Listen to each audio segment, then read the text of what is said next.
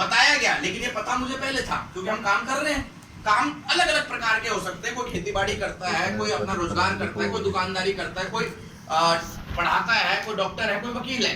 ये सब चीज हमें पता थी, लेकिन हम काम क्यों करते हैं साहब? बिल्कुल सही बात है। बिहार के लोगों की यही खास बात है, सीधी बात, नो बकवास। भाई काम क्यों करते हैं? पैसे के लिए। अगर हमें पैसा ना मिले तो क्या हम वो काम करेंगे? नहीं। आज डॉक्टर डॉक्टरी क्यों कर रहा है? वकील वकालत क्यों कर रहा है? मजदूर मजदूरी क्यों कर रहा है? मास्टर स्कूल में क्यों पढ़ा रहा है? आप उनको ये बोल दो कि भाई साहब, डॉक्टर साहब आज मेरे पास पैसा तो नहीं है, आप मेरा इलाज कर दोगे, तो क्या बोलेगा? भगा देगा। तो ये जितना भी जो भी हम काम करते हैं सब पैसे के लिए करते हैं, और वो जो पैसा हम कमाते हैं उसका क्या करते हैं साहब? खर्चा। बिल्कुल सही बात है। वो पैसा छोटा या बड़ा किसी भी खर्चे में शामिल होकर हमारा कमाया हुआ एक एक पैसा वापस बाजार में खर्च हो जाता है। अब सवाल ये उठता है, ये खर्चे कितने प्रकार के, कैसे कैसे खर्चे हैं? तो आपको समझ में आएगा। इनमें से कुछ खर्चे ऐसे हैं जो पूरी जिंदगी में हम 1 या 2 बार करते हैं। कौन कौन से खर्चे हैं? घर बनाना, शादी करना, घर बनाना, बच्चों की शादी ब्याह करना। 1-2 बार ही बनाते हैं ना जिंदगी में, कि हर महीने घर बना लेते हैं साहब, या हर साल 2 साल में बच्चों की शादी कर देते हैं।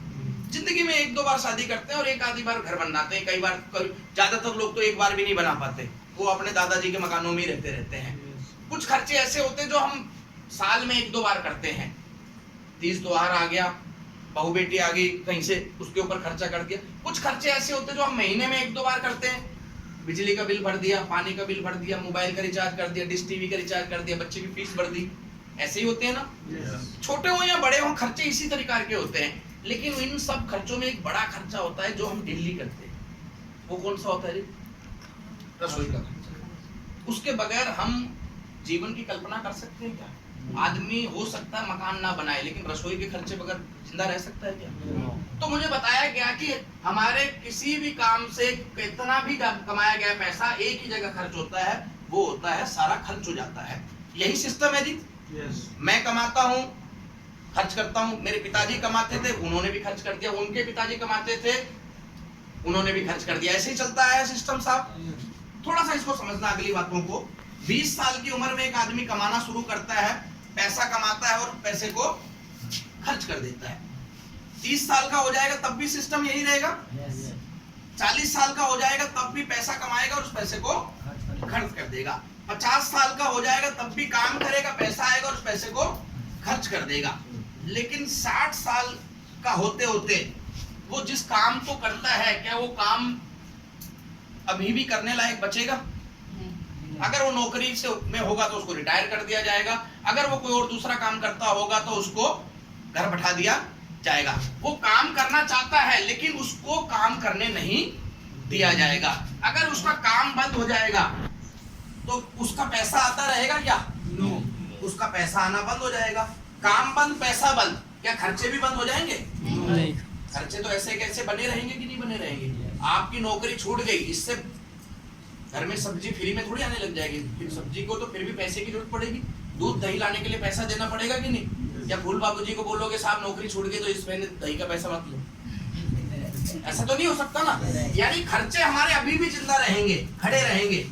अब सवाल ये उठता है जो मुझे समझ में आया उस समय, कि इन खर्चों को पूरा कौन करेगा साहब? इन खर्चों को पूरा किसके भरोसे आप छोड़ देंगे? पहली बार मुझे सोचने के लिए मजबूर हुआ। मेरे को ये लगता था 40,000 रुपए में, अभी बैचलर हूँ, मेरी शादी नहीं हुई है, कोई 40,000 रुपए मेरे लिए बहुत है। और जब तक पैसा काम करेंगे पैसा कमा लेंगे। लेकिन पहली बार मुझे सोचने के लिए मजबूर होना पड़ा कि जीवन में एक समय ऐसा आएगा जब मैं काम करने लायक नहीं रहूंगा। जब मेरी कमाई बंद हो जाएगी, उस दिन मैं अपने खर्चों को किसके भरोसे टाल दूंगा या किसके भरोसे छोड़ दूंगा। तो क्योंकि मैं 21 साल मैंने पढ़ाई करी थी, तो 2 रास्ते मेरे को नजर आए। आपको भी 2 रास्ते नजर आएंगे। जब आप काम करना बंद कर देंगे तो आपके खर्चे किनके भरोसे हो जाएंगे साहब? या तो फिर अपने खर्चों को चलाने के लिए आपको अपने बच्चों के भरोसे होना पड़ेगा। यस और नो? यस। भाई आदमी जब बुजुर्ग हो जाता है तो किसके भरोसे हो जाता है? उसका सारा खर्चा कौन उठाता है? उसके बच्चे उठाते हैं। एक आदमी अपने पूरी जिंदगी में मेहनत करता है, अपने बच्चों को अच्छी से अच्छी पढ़ाई लिखाई क्यों करवाता है? ताकि वो बच्चे बड़े होकर उसका खर्चा, इसीलिए तो करते हैं ना। हम उनको महंगा से महंगा स्कूल में पढ़ाते हैं। अभी मेरी विवेक तिवारी जी से बात हो रही थी, कह रहे थे कि मैंने अपने बेटे को मुंबई में भेजा है कोर्स करवाने के लिए, लाखों रुपए खर्च करे। उन्होंने पटना में अपने बच्चों को पढ़ाया पूरा। यहाँ वो रहते दरभंगा में थे, कभी मैडम वहाँ रह गए, कभी वो वहाँ रहे।